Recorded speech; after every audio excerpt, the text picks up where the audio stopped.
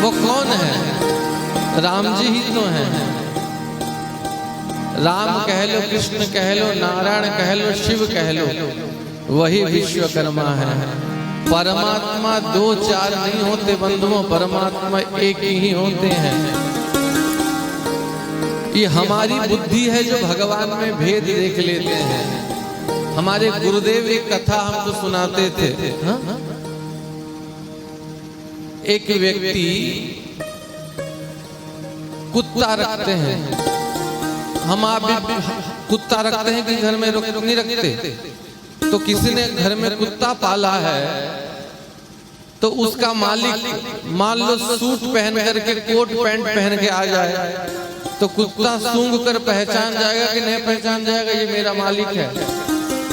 और वही उसका मालिक अगर धोती कुर्ता पहन के आ जाए, कुत्ता पहचानेगा कि नहीं पहचानेगा? मेरा मालिक है।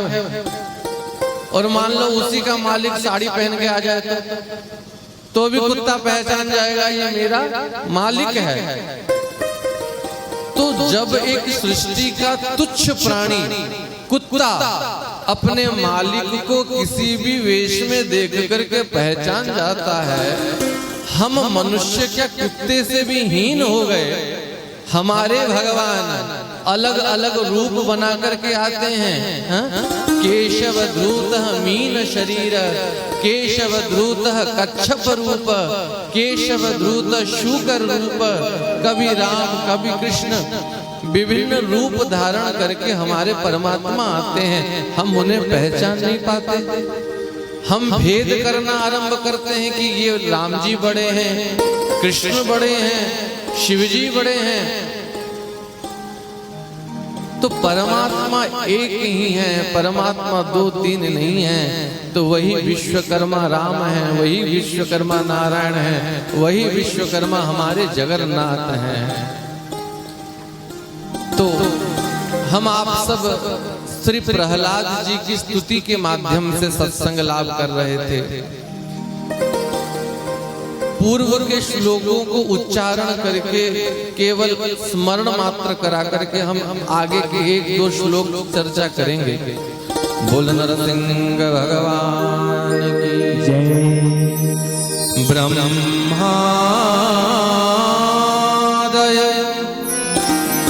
सुरगणा मुनयोथ सिद्धा तत्त्वैकतानमतयो वचसां प्रवाहे नारादितुं पुरुगुणैः रघुनापि पिप्रू किं तोष्टुमर्हति समय हरिरुग्रजाते। मन्ये धनाभिजन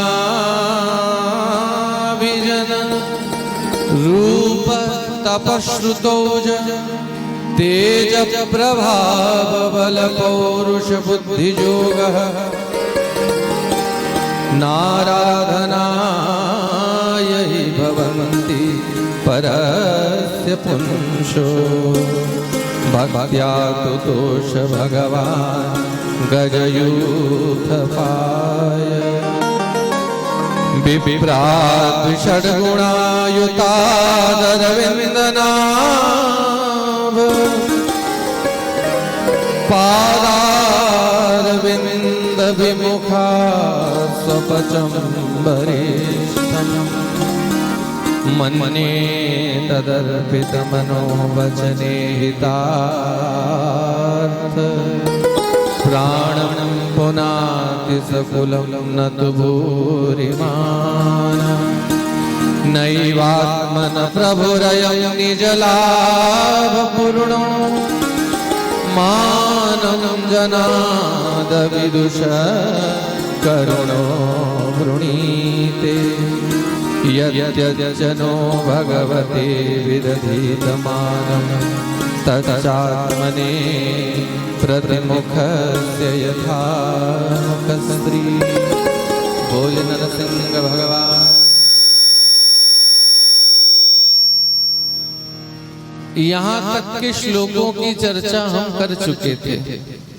प्रहलाद जी कह रहे हैं, हे नृसिंह भगवान, ब्रह्मा आदि देवता अपने प्रवाह वाणी से आपको प्रसन्न करना चाह रहे थे, फिर भी प्रभु आप उनके द्वारा प्रसन्न नहीं हुए। ब्रह्मा आदि देवता आपको संतुष्ट कर नहीं पाए। जब सात्विक बुद्धि युक्त ब्रह्मा आदि देवता आपको संतुष्ट नहीं कर पाए, तो हे नाथ, असुर वंश में जन्मा मैं सामान्य एक घोर तमोगुणी असुर बालक आपको कैसे प्रसन्न कर सकता हूँ। फिर भी प्रभु मैं जानता हूँ, अगर किसी के भीतर सारे सद्गुण आ जाए लेकिन उसके भीतर आपकी भक्ति नहीं है, तो प्रभु आप उसके ऊपर प्रसन्न नहीं होते।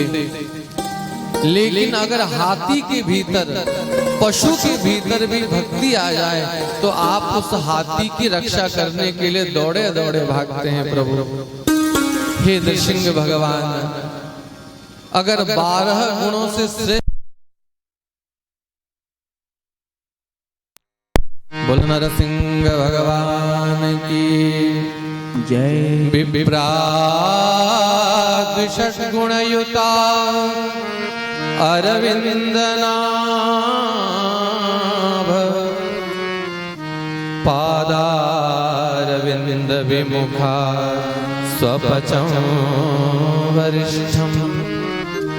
12 गुणों से श्रेष्ठ ब्राह्मण हो, लेकिन अगर वह आपका भक्त ना हो प्रभु, तो उस ब्राह्मण से वह चांडाल श्रेष्ठ है, जो चांडाल आपका भक्त है। और आगे के श्लोक में श्री प्रहलाद जी कह रहे हैं, हे नृसिंह भगवान, नैवात्मन प्रभुरयम् निज लाभ पूर्णो अयम् प्रभु। नृसिंह प्रभु, आप निज लाभ पूर्ण हैं, आप परिपूर्ण परमात्मा है प्रभु। आपको किसी की पूजा की आवश्यकता नहीं है। फिर भी अगर भक्त भाव से तुलसी दल मात्रेण जलस्य चुलुकेन वाहा विक्रीडिते स्वात्मानम भक्तेभ्यो भक्तवत्सलः।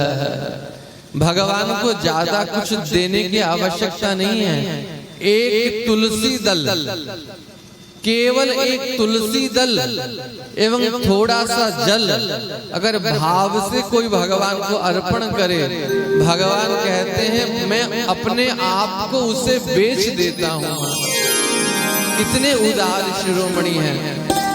हे नृसिंह भगवान, आपको किसी की पूजा की आवश्यकता नहीं है, लेकिन फिर भी जब भक्त आपको कुछ भाव से अर्पण करते हैं, आप उस भाव को करुणा से स्वीकार करते हैं।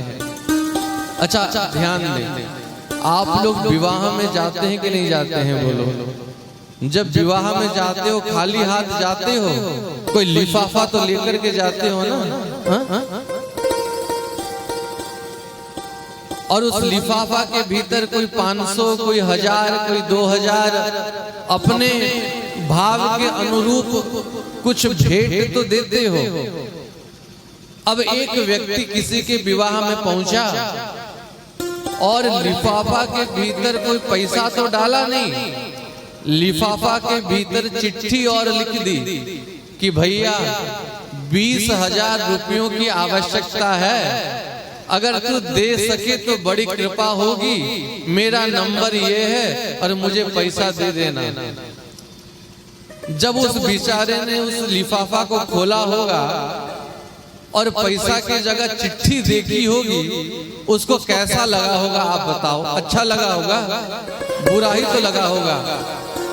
ऐसे ही प्यारे, हम भगवान को लड्डू थाल भर भर के भोग, नारियल नैवेद्य, आप जो भी भगवान को भोग लगाने के लिए भीतर भेजते हो ना, वह सब खाली लिफाफा है।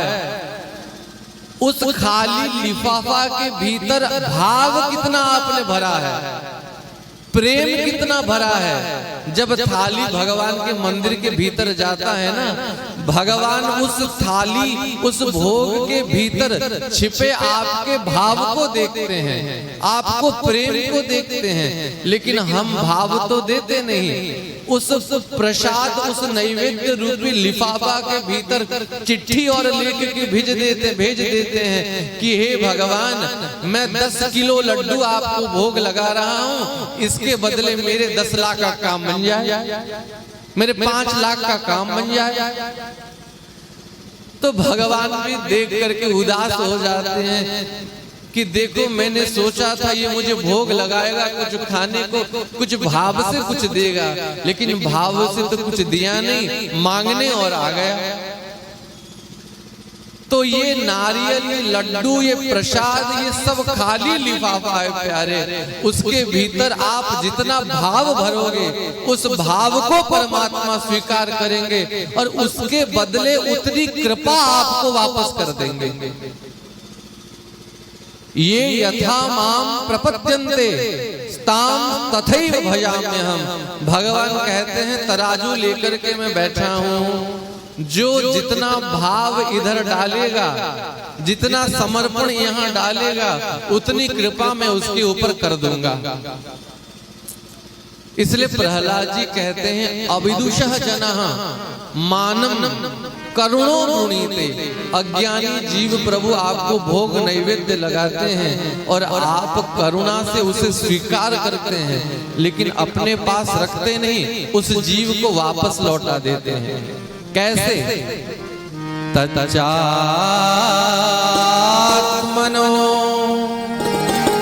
प्रतिमुखस्य यथा मुखस्त्री। दृष्टांत दे रहे हैं प्रहलाद जी। अब माताएं दर्पण के सामने बैठ करके श्रृंगार करती हैं। हाँ? ड्रेसिंग टेबल के सामने, दर्पण के सामने आप बैठ करके श्रृंगार करते हैं कि नहीं? तो दर्पण के भीतर आपकी एक प्रतिबिंब दिखाई पड़ती है, एक परछाई दिखाई पड़ती है। तो आप स्वयं हैं बिंब, और आपकी जो परछाई दर्पण के भीतर दिखाई पड़ती है वह है आपकी प्रतिबिंब।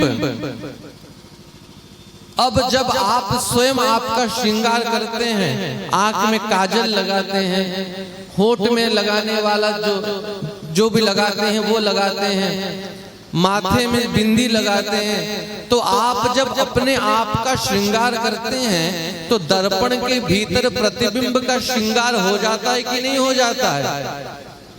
बिंब के श्रृंगार से प्रतिबिंब का श्रृंगार अपने आप हो जाता है।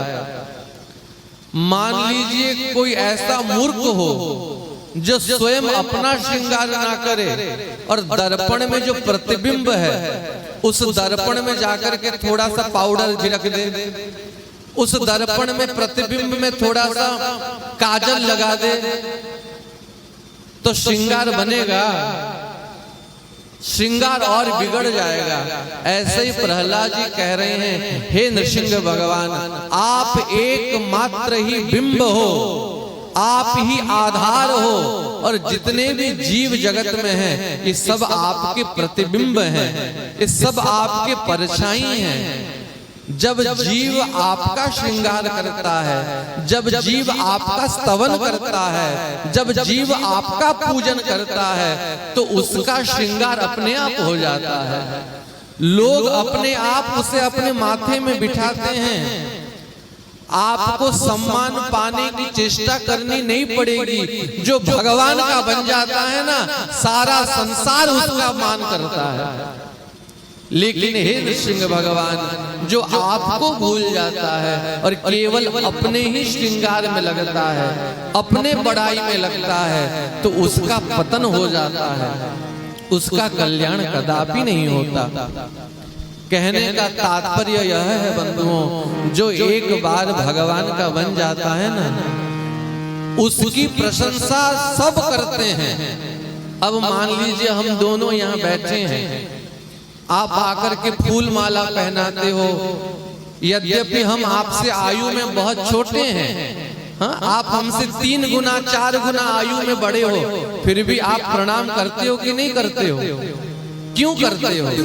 इसीलिए करते हो कि हम मालिक की महिमा गा रहे हैं, हम भगवान की महिमा गा रहे हैं। जब एक बड़े फलाने कंपनी के मालिक के अंडर कोई काम करता है तो वह भी अपने आप को बड़ा महान समझता है। तो हम तो जगत के नियंता जगन्नाथ की नौकरी करते हैं भैया।